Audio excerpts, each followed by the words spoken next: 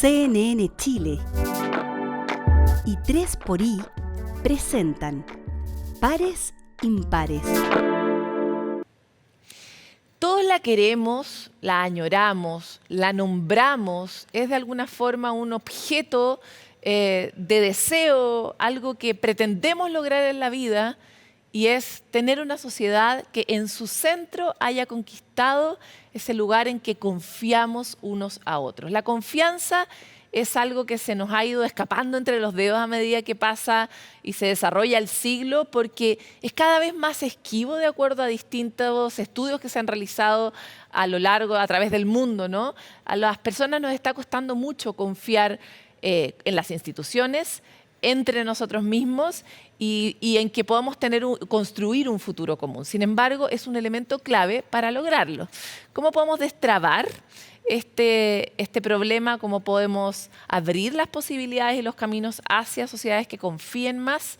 Para hablar sobre este tema nos acompaña hoy la profesora de la Universidad Autónoma de Madrid, doctora en Gobierno y Administración Pública y experta en confianza, Cecilia Güemes. Confiamos en que esta entrevista nos ayude a avanzar un poco en esta tarea. Gracias por estar aquí en Pares Impares. Muchas gracias por invitarme y felicitaciones por el programa y por los temas que tratáis. A ver, la confianza, lo primero que hay que entender es que no se responde a una causa ni que tiene un solo elemento de composición, sino que hay elementos racionales, cognitivos, cuando expresamos confianza. La confianza siempre es una apuesta en una situación de riesgo. Cuando confiamos en otros, no sabemos si el otro nos va a traicionar o no. ¿Y por qué confiamos en el otro? ¿Cómo se construye esa confianza? Sobre todo cuando ese otro es un anónimo, alguien que no conocemos, ¿no? Como es el caso de la confianza social. Y hay elementos ahí que son racionales, es decir, cognitivos. Yo tengo información sobre la sociedad en la que vivo que me permite intuir si esa sociedad es confiable o no. Pero también hay elementos emocionales, es decir, de afecto, de cariño, de amor, que se vinculan con esa decisión. Como decía, la confianza es un salto de fe en medio de la incertidumbre, por tanto lo afectivo es importante, pero hay una tercera dimensión que es interaccional, que tiene que ver con las experiencias y el colectivo social.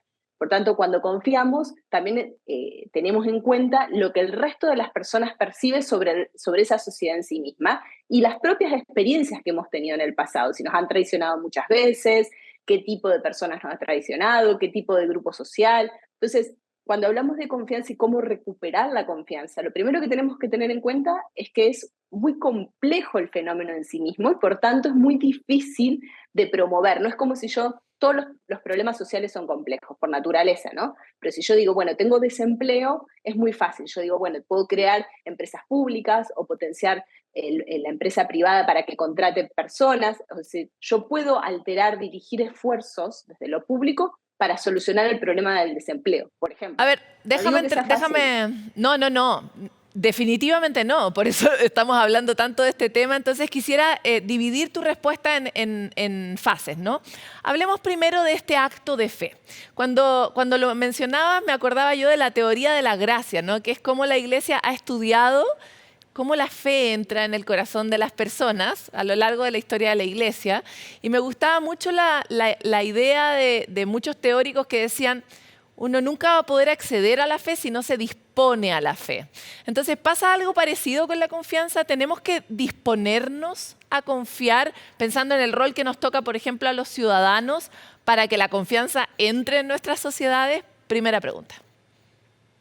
Sí, tenemos que disponernos a confiar, pero uno no puede dar un salto al vacío, sobre todo cuando nos encontramos en una situación en donde debemos confiar. Por ejemplo, ¿vamos a dejar la bicicleta en la puerta de la casa o no? Eso es un ejercicio de confianza social que se puede hacer.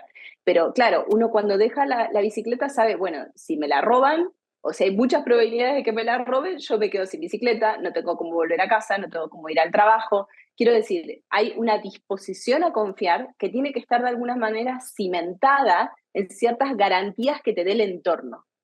Podemos llevar ese ejemplo al voto, por ejemplo, porque el voto también es un acto de confianza en el sistema.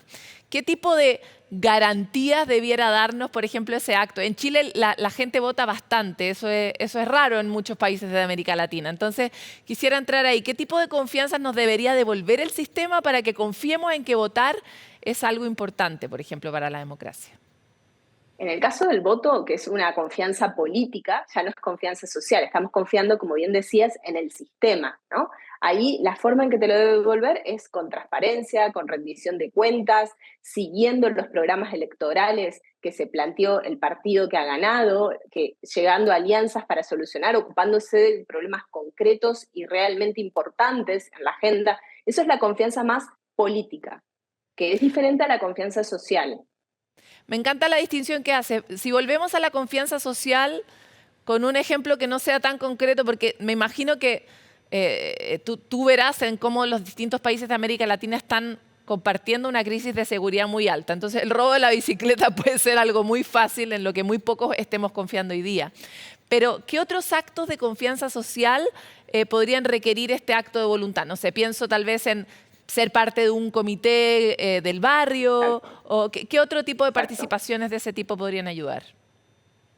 A ver, la confianza, cuando vos la vas construyendo, lo haces experiencialmente. Tu cuerpo también interviene, no es solamente una decisión moral o una decisión racional. Por tanto, si vos participás en espacios, digamos, colectivos, como me decís, en un comité barrial, en un comité vecinal, y eso, vos podés construir confianza o no. Depende del contexto y depende de la situación. Una de las razones que te llevan a confiar, porque siempre volvemos a que la confianza es una apuesta en una situación de riesgo, donde no hay del todo certidumbres de que el otro te vaya a ser recíproco en esa confianza y no te la vaya a traicionar. Por tanto, para confiar se necesitan ciertas certidumbres. Por ejemplo, si estás participando en un comité vecinal o en una junta o lo que sea, lo que tenés que tener confianza es que si hay un conflicto y alguien viola la confianza, sea penalizado por esa violación de confianza. Y no hablo de derecho penal, sino de identificación del problema, tratamiento del problema y castigo a quienes violan la confianza. Ah, eso es muy interesante, porque eso me lleva un poco a otra escala de tu respuesta, que tiene que ver con cómo la confianza social se construye entre los distintos actores. ¿Quiénes son los actores que tienen que confiar unos con otros y que no se deberían traicionar en una sociedad? ¿Cómo los identificamos? A ver, los actores dependen en dónde pongas el foco. O puedes hablar de confianza social, entonces hablas de gente en la que no conoces, cuando expresas la confianza en alguien que no conoces.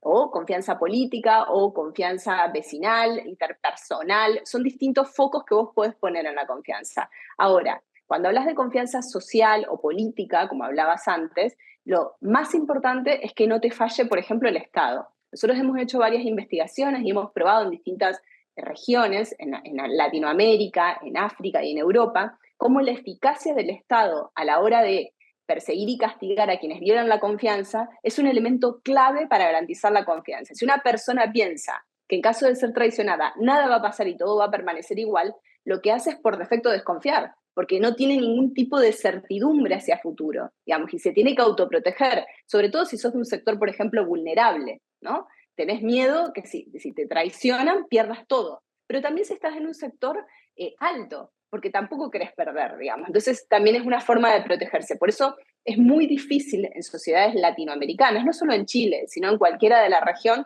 construir confianza. Hay una alta percepción de desconfianza que además va evolucionando a peor con los años y tiene que ver con lo que comentabas, con la inseguridad, pero también con la desigualdad, digamos, la desigualdad económica, porque la desigualdad socioeconómica y muchas otras desigualdades que no te hacen sentirte parte de una misma sociedad. Conviven distintas sociedades, distintos Chiles dentro de Chile, por decirlo de alguna manera.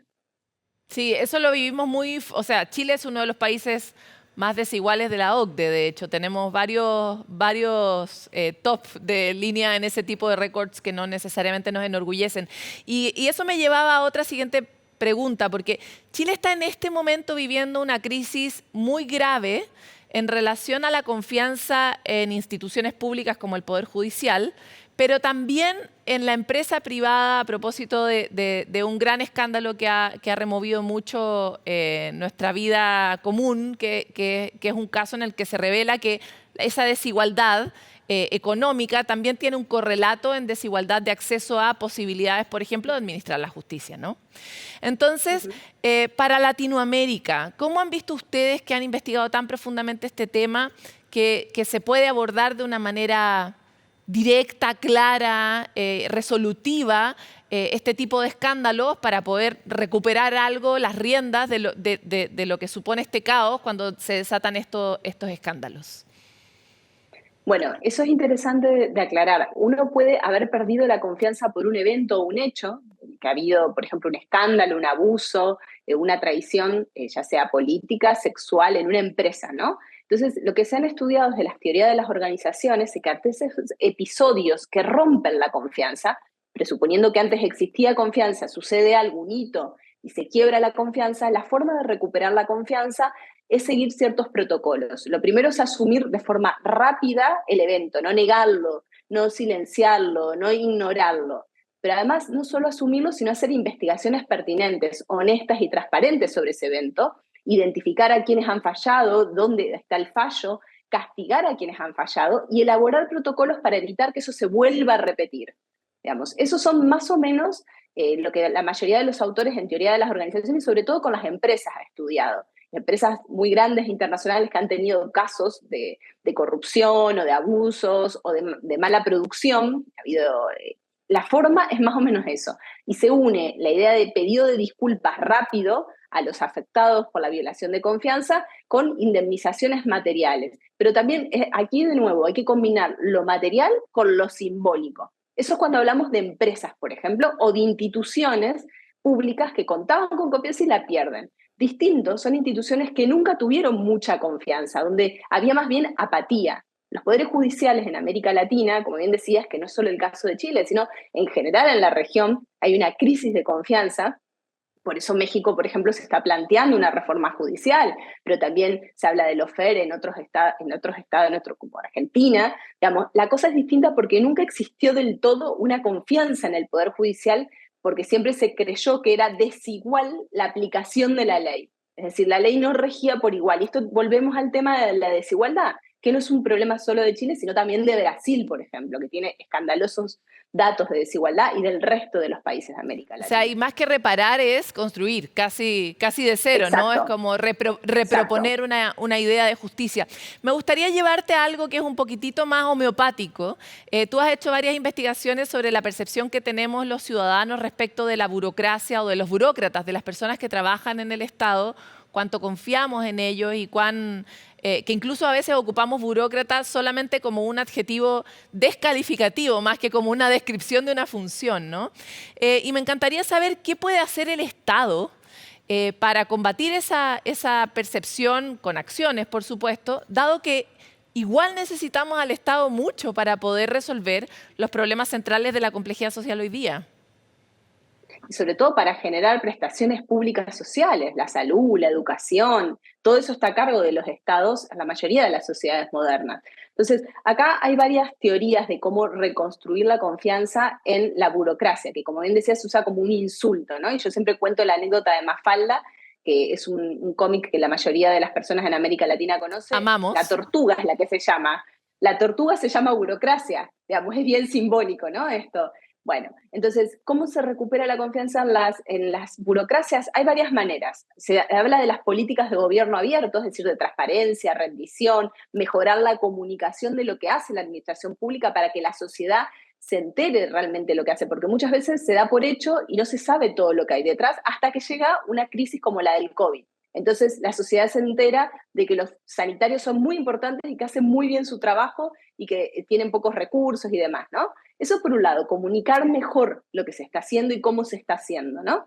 Y por otro lado también está todo lo que tiene que ver con una mayor participación en la toma de decisiones. Es decir, esto tiene que ver con la democracia participativa, colaborativa, digamos, introducir en la toma de decisiones y en el diseño de las políticas públicas a la ciudadanía, para que la ciudadanía entienda y forme parte de la toma de decisiones y de la complejidad que hay detrás. Entonces, esto también es importante para crear confianza porque se crean vínculos y de esa manera, puede ser que sí o puede ser que no, se desmontan estereotipos que tenemos respecto de la administración pública, porque hay muchos estereotipos y es muy difícil desmontar un estereotipo. Entonces, la única manera de lograrlo es cuestionarlo, y para cuestionarlo yo tengo que tener muchas experiencias concretas que me estén diciendo, ojo, que ese estereotipo no es real, ¿no? Y eso solo se logra no con la cabeza, con que a mí me digan que no es así, que no funciona así, sino con la experiencia. Y por eso lo de la democracia participativa. Me gustaría entrar ahí porque nos pasa mucho en Latinoamérica que necesitamos soluciones ahora, ¿no? Y hemos visto mucho cómo algunos líderes están triunfando con promesas a corto plazo. Y sin embargo, esto que planteas tú, la participación, la integración de la ciudadanía, levantar y que todos nos sintamos partes, también es un proceso lento. O sea, es muy difícil hacerlo rápido y de manera eficiente si tú quieres hacer sentir a las personas, a todas las personas que son parte de un proyecto. Entonces, ¿cómo rompemos este problema del tiempo?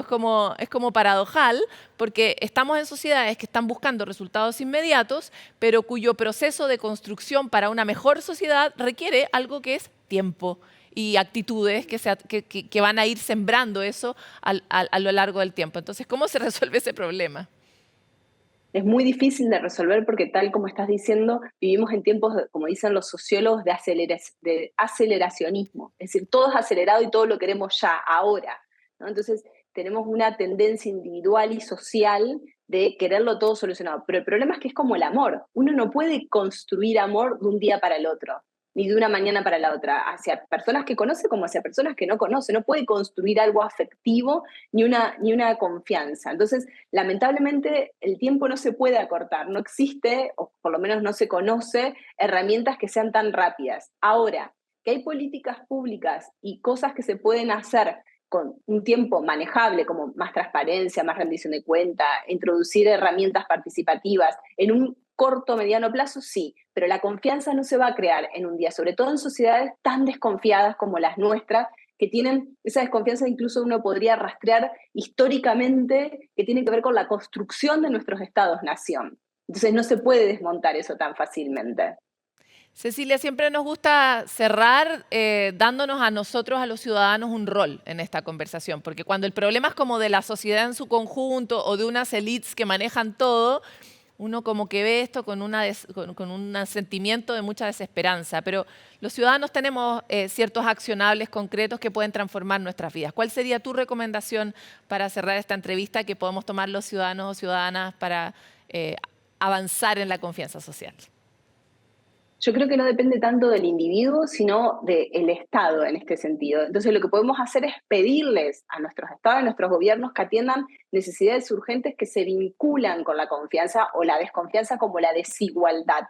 Y las desigualdades, pero sobre todo la socioeconómica y la inseguridad, la percepción de inseguridad, son dos cosas sobre las que debemos solicitar que haya políticas públicas y soluciones, porque mientras no sigamos sintiéndonos parte de un mismo colectivo, no se generen sentimientos de afectividad colectiva, esto digo también, estado de bienestar, pidámosle a nuestros gobiernos que hagan políticas de bienestar universales para que podamos sentirnos parte de un mismo colectivo. Creo que va por ahí la solución y no tanto algo que podamos hacer a tono individual, digamos, o moral.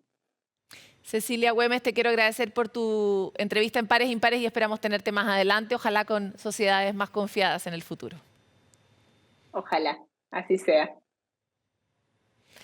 Nosotros nos vamos a una pausa aquí en Pares Impares, pero seguimos con más a la vuelta, no se vayan. Pares Impares fue presentado por CNN Chile y 3xI.